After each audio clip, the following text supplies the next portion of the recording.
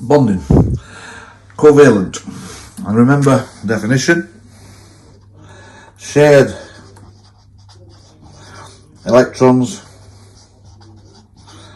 pulled on by positive nuclei.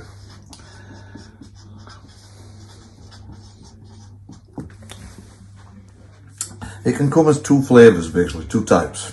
It can come as a small molecule, so molecular.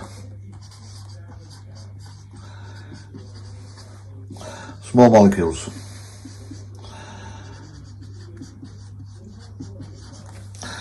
And they look like that.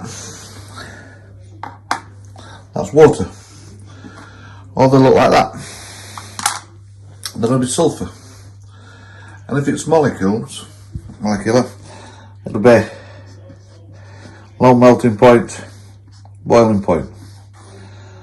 Do not conduct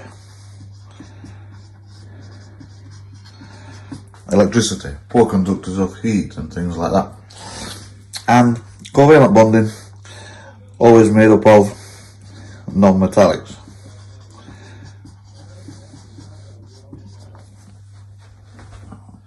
The two we have here are CO2, carbon dioxide, and sulphur. Sulphur comes as a solid, as a ring of 8 molecules. The second type of covalent bonding molecule you'll get is what's called network. These are large molecules.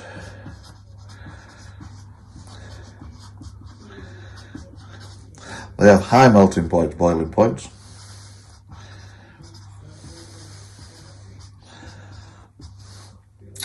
They don't conduct.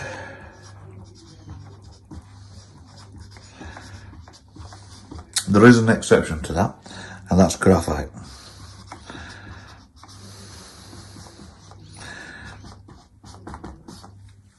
And they look like this. That is a molecule of diamond. You can see each carbon atom in that is fastened to 4 other carbon atoms. Very hard, but actually quite brittle. That is a molecule of graphite. In this case, in the case of graphite, the carbon atom is fastened to 3. The spare electron here, okay, is what's allowed to move to give us the graphite conducts electricity. Okay. Ionic bonding. In this case, the definition is metal atoms losing electrons, non-metal atoms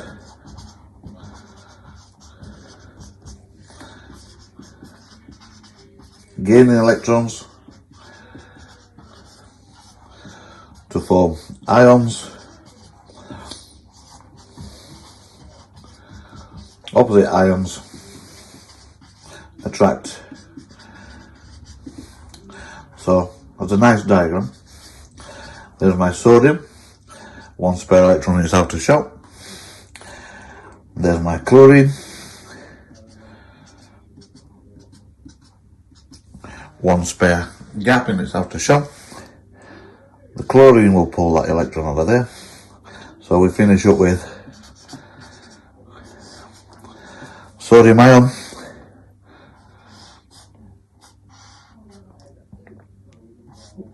chlorine ion, okay, and they're held together by what's called electrostatic attraction.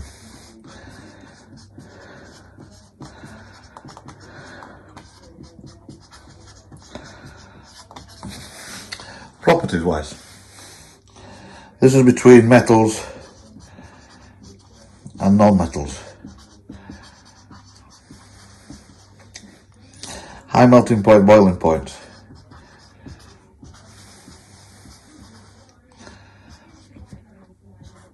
And conducts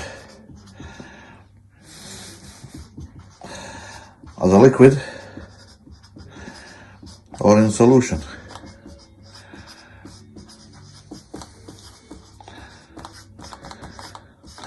never as a solid. And that's due to this. Here's a nice model. Okay. You can see ionic compounds form crystals and generally have this sort of idea.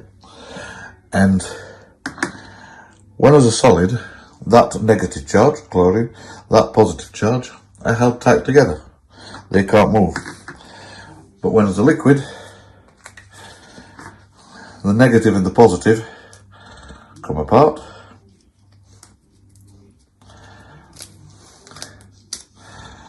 And they're now able to move around.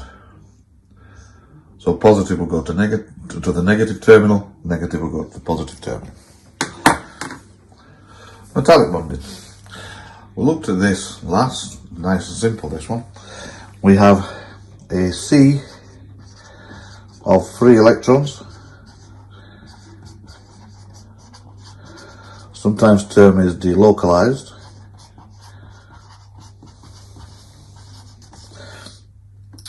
within a lattice of positive nuclei. Okay. The diagram for this generally looks like this. We have the positive nuclei.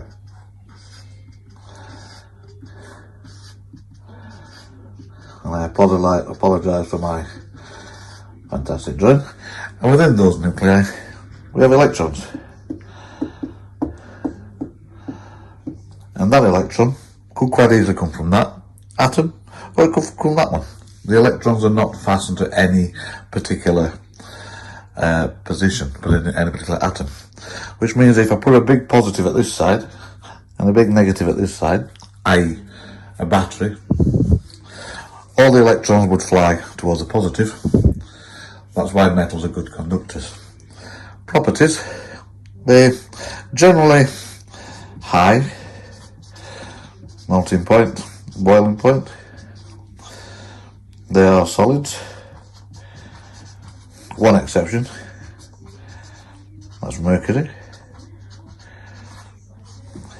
And they conduct. Well, solids, liquids, but obviously they don't dissolve. Okay.